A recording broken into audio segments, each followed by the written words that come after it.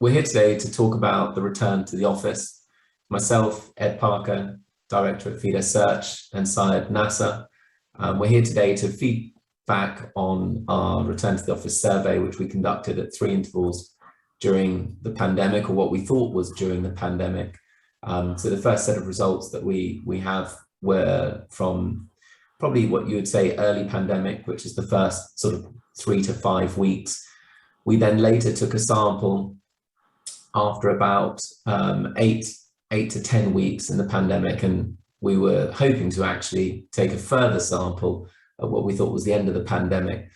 Things didn't pan out as we expected. We're now pretty much 18 months into this new phase of working. So we've chosen to feedback on our findings at a point where actually we feel like a number of our clients or people within our core markets are returning to the office, which is this sort of September return. I'll hand over to you now, Syed. Sure. Thanks, Ed. It's obviously a really interesting time at the moment. September, at the end of the summer, seems to be a vital moment in kind of seeing how things shape going forwards. I think I've read somewhere that 4/5 of workers are being asked to return to the physical office in one way or another for at least some of their time in September. Almost every meeting that we have, whether it's with clients or with individuals, the first part of that meeting seems to be discussing, what their employers or what they're telling their employees about coming back to the offices and how they feel about it. It's a really interesting time. There seems to be a quite clear pressure point between what businesses and business leaders want and what workers want. Very interesting. I was reading yesterday in Time magazine in relation to the US market, albeit that the kind of triumphant return to the office in September seems to be more of a triumphant return to chaos. And what they meant by that was that managers are being asked questions to which they don't currently know the answers. Whether it's about how they might be kept safe from the Delta variant there, what the impact on culture will be, what the impact on training and development will be. In the UK, it seems that the UK government and business leaders are, as you'd expect, keen to get people back into the office, back into city centres. Workers on the whole, I think, are a bit more resistant to that idea, having experienced working from home. Often saying things like, what's the point in working in the office if I end up on Zoom and video calls anyway? Things of that nature, which one can perfectly understand. But it's obviously a topical debate at the moment. So we thought it'd be useful to kind of outline what we're seeing from our clients and the candidates that we come across. Ed, what have you seen in the market when talking to law firm leaders in terms of their strategy around returning to the office? I'd say that opinions do differ, but ultimately there's a consensus around wanting to get back into the office. I think it's driven by a range of different things. It's very hard to sort of pinpoint a single priority there, but I'd imagine it ranges from culture to question marks around productivity, which is quite an interesting topic in itself, and we should come back to that. But also to how do you train and develop younger members of staff? And how do you create a cohesive environment? Also, not least, these businesses have invested quite a lot of money into their office infrastructure, and there's a reason behind that, and want to make good use of that. So I think there's a range of different pull factors, but one of the big challenges is just how do you coordinate this in a way that is going to work and actually benefit teams? Because we've experienced a period of time where, particularly looking at the context of our client base, which is professional services and financial services focused, actually it's been so effective that working from home piece has worked so well when the vast majority of people have been working from home. So it's a challenge to actually move to a hybrid framework, which is what we're really looking at now, a hybrid as opposed to a return to the old normal. So I would say it's a real head scratcher for most, and it probably will take time for this to play through, and for us to also collect enough data on how it's actually it's actually working. So I'd say, first of all, it's a head scratcher. Secondly, there are very different tactics that we're seeing in terms of what organizations are doing as a whole, and then what departments and teams are doing. And it's really important to say that actually, I think team by team, probably the application of the rules will change, and it will likely be driven by the senior members of those teams. So the pace is being set by, I think, leadership and also then individuals in positions of responsibility. And that's where we see the big difference, because you have got some where the mentality is very much as was pre-pandemic. Let's get people in as much as possible. We work better that way, through to those that actually are trying to seek out the hybrid dynamic. But I don't think there's one size fits all at the moment, and many firms have been applying a sort of a 2 to 3 day in the week policy, just phrased in different ways. Do you feel that working from home has in any way benefited law firms? Yeah, I do, genuinely. On a personal level, I would say that actually it's given people an opportunity to properly assess whether working from home is right for them. None of us wanted it to go on for this long, but actually it's been an opportunity to see how we perform in that guise. And law firm profitability has been exceptional. And I think that's a really good indicator for any industry, actually looking at how law firms have performed. The charged hour is quite a binary metric to use, but by and large, most of the large law firms have actually improved their output. So there's a clear indicator that actually people work well and work hard from home. And also, obviously, work didn't fall off a cliff, so there's enough to keep people busy, which is obviously vital. So I would say there's been an improvement in our understanding around what working from home means and can mean, and I think people have convinced themselves that they can be productive from home over a sustained period of time. Yeah, I think the productivity element in the equation is the most interesting, because I think from our own survey, I think that we saw that at a time where something like 95% of the respondents were working from home, productivity was they were rating themselves at a level of around 7 out of 10, and obviously at that time they were facing external challenges, whether it be managing their children and homeschooling and all of that, those things. I think that was a statistic that surprised us in a way, but is obviously now been evidenced by the kind of performance of law firms, which creates the argument, obviously, from the worker's perspective, that I'm working more hours, and therefore you should allow me to work from home more often. But obviously, productivity, billable hours is not the only metric, is it, Ed, by which to judge the success of a business or a law firm? There's 3 interesting results that we got in and around this question, because we're also thinking about well-being, but also how sticky are employees at the moment.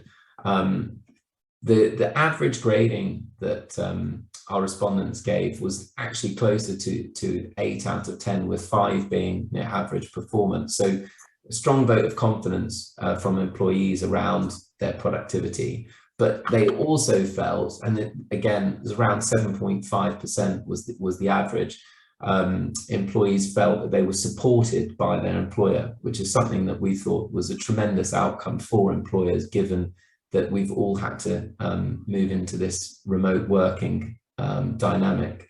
So I think if you look at those 2 figures, and then the other piece, which was quite convincing, was that on balance, most people, as over 60%, felt more loyal to their employer as a result of how they've managed the pandemic. So to have such an increase in loyalty during that time just shows that in the way that we've gone about our day-to-day in the last 18 months or so, employers have managed to impress employees with that.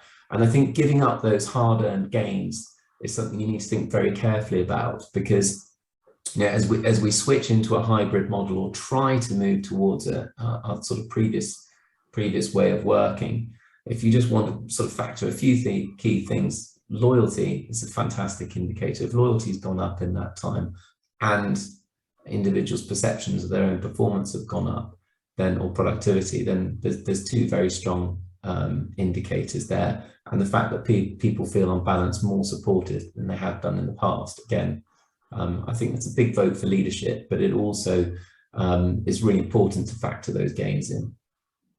Loyalty, I think, is a really interesting point, and it kind of leads directly into, will kind of a firm's strategy about returning to the office, or more longer term, their work from home kind of policy, will that become something that differentiates one law firm from another? Because I've read, obviously, that Slaughter and May are asking or insisting that people be back 3 or 4 days a week, depending on their kind of level of seniority, whereas other firms like Clifford Chance and many others are coming up with a 50% solution, or a 2 + 2 + 1, where you decide where you spend the extra 1 day. Is that something that you can see happening and becoming a defining part of how a firm kind of externally kind of exhibits its culture? And could that, in terms of what we do, Ed, kind of recruiting on behalf of law firms and professional services firms, become something that is we have to talk about with candidates more openly and than we have in the past? It's a really good question. I don't think there's a clear-cut answer, because what we're ultimately looking at here is a period of flux where we don't actually know whether the next chapter that we're entering into is going to be better than the previous one or the pre-pandemic one. So what we need to do is really allow it some time and see how things do genuinely pan out. But one thing I would say on this is, why be in the office 2 or 3 days a week? I think that there are some clear reasons for that. But if teams are all coming in on differing days and there's instability around those working dynamics, I think it'll be harder to get the collective gains that people would want from being in a room together. If you've got 4 people in a room, 7 people out of a room, or if you're still struggling to get everyone into the room for client meetings, for example, now that the technology is where it's at, it may just be smarter to use the technology to its best and to not have sort of lots of differing dynamics. Everybody connects remotely. So I think it's really a question of what do we want to get out of that office working dynamic. And once we can really pinpoint what those tangible benefits are, I think employees will be sold on that, for want of a better phrase. At the moment, there's going to be a period of collective buy-in. Do we buy into this new way of working? Is it going to help us improve our productivity? Is there a reason for it? And I think once that buy-in, once the why is strong enough, people will see it as a net benefit. Because if you think about how things were before, traveling in 5 days into the office, actually that was practical for some, but not for all. Having increased flexibility should give people more optionality, so they can work 5 days in a week in the office if they choose to, but it offers that optionality and a level playing field as well. You will not be judged based on the fact that you come into the office 2 or 3 days a week. You're treated the same. So I think it might actually be very good for a big part of the working population. But the buy-in needs to be there around why are we deciding to pursue a particular policy, and what do we want to get out of it. The other piece is there's some anxiety around returning to the office. So it's not just the office environment that's a challenge. COVID has not disappeared. We're going to be living with this for quite some time. And when asked, actually, one of the real concerns, 42.5% of respondents indicated that the commute to the office was their biggest concern. Only 5.5% mentioned care arrangements as their biggest concern, and 31.5% interestingly mentioned that a potential reduction in productivity as a result of being in the office was a concern. So think about those dynamics. Only 18% thought that their employer's ability to make the office a safe environment would be their biggest concern when returning to the office. Thinking about those dynamics, it's not going to be easy for leadership to get this right, because first of all, the commute's out of their control. Not everyone commutes, and everyone's commute is different. You know, there's not one same commute. I think those dynamics it's going to take time to get people feeling comfortable again. And then also, proof will be in the pudding. You know, how well do the vaccines actually work? More and more data is coming through on a month-by-month basis. But as we all get back into the office and we start to sort of feel our way through that dynamic, we will also need to continue to have trust in the vaccine rollout and potentially booster jabs and these other dynamics that will come into play. And all of that's out of the sort of the sphere of our key clients' control, really. You know, that's down to external factors. So there's still a lot that needs to happen. Yeah, I think that's right. There's so many different levers within this that can be pulled up and down. And I think that the loyalty thing, another thing that's interesting about the loyalty point is that is directly linked to how happy people feel. And I think clearly when people initially stopped having to come into work and do the long commute and the kind of the daily grind, as some people would call it, happiness level and mental health improve. But clearly at the other end of the extreme, if you have the prospect of spending your entire career never meeting anybody, you know, is that going to be good for mental health? And if it's not, you know, what was the impact on productivity then? So the productivity spike, or whatever you want to call it, you know, kind of the increase in productivity amongst law firms, it may well only be a short-term gain. Very difficult to know. But also the other point is that, you know, workforce is not a collective. You know, it's made up of individuals who have their own opinions and their own feelings. And so some people, you know, in the same way that some people feel comfortable getting the vaccine or not getting the vaccine, they may feel more or less comfortable about coming into the office, whether it's to do with the commute or what the environment, you know, how safe the environment is at the office. Because I know, for example, that KPMG have set up part of their office that will retain social distancing for people who don't feel comfortable kind of giving up social distancing at this stage. So I think that that's quite important. So there's lots and lots to think about for law firms leaders. And as you say, you know, like you say, the pandemic isn't yet over. Things could quite quickly change as we kind of head into the winter.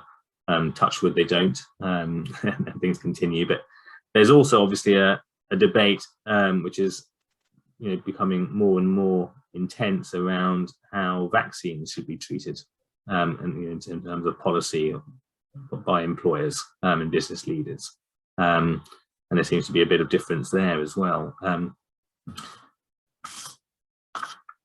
Yeah, and I think what we also will have to see, Syed, is how things work out from an in-house perspective as well. If we look at this from the perspective of what do clients on the in-house side say and think, and how do they react to this, law firms, I think, will take a bit of a steer from that as well.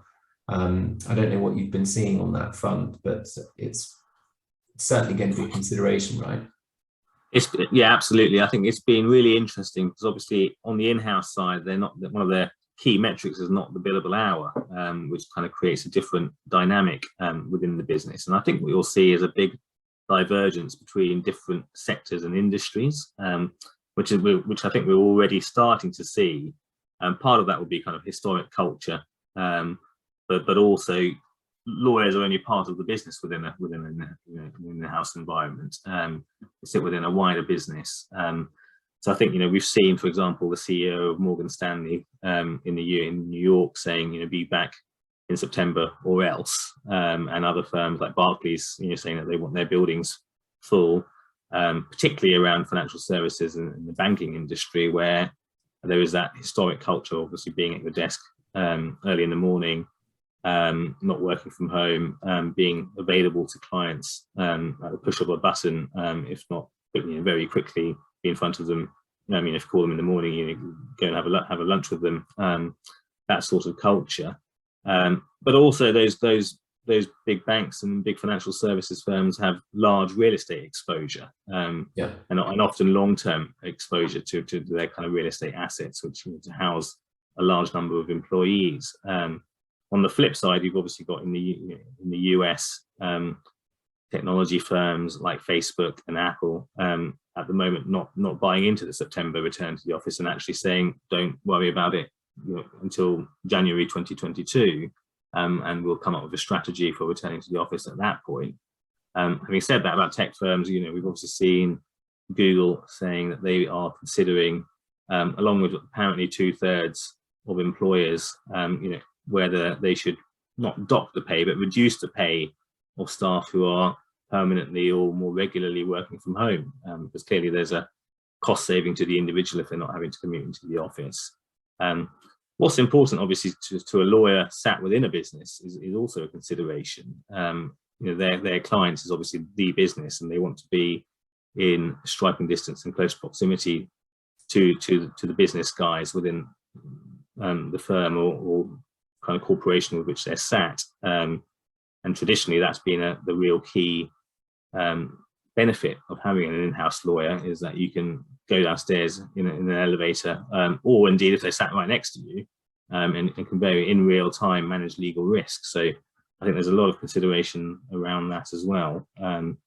But anecdotally, I think a lot of businesses on the in-house side are more comfortable with working from home than they are kind of on the private practice side. But again, there's so many different levers. It'll be interesting to see how things play out. Yeah, I think it's one of those ones where we've established a precedent for complete working from home. It's actually probably feels a little bit like this chapter is going to be more difficult.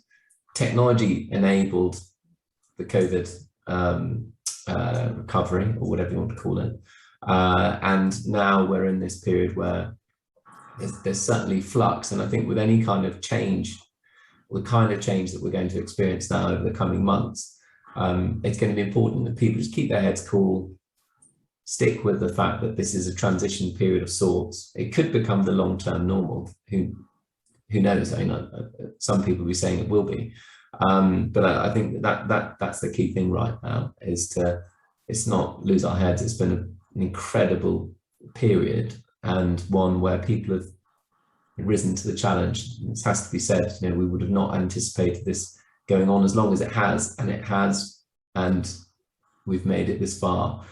So there's an opportunity to capture gains, but there's also a period of risk right now where I think leaders need to get their tactics right, and continue to harness that loyalty gain that they've achieved, and also really try and enforce the why. Why are we back in the office? What are we doing this for? And we're going to have to see what comes of it all, aren't we? Yeah, I think so. I mean, for me, everything kind of points to a middle ground. But my main advice to a business leader or a law firm leader would be that you don't need to, at the moment, come up with a permanent and long-term strategy around how you feel about working from home. Law firms, I think, were already moving in that direction, because it was probably triggered in kind of 2008, where technology became available after that financial crisis, for people to start working from home more effectively, and people working, were pretty regularly working one day from home already. I feel, particularly more senior people, and people with kind of children and needs to be at home. Maybe the pandemic has simply accelerated that process, and we know that sometimes law firms are slow to kind of change their culture and their strategy, certainly in comparison to some of the banks and some of the professional services firms, who always seem to be a step ahead in a way. So it would be really interesting to see. But I think my main advice would be that we're still in a state of flux, and middle ground is probably where we're heading.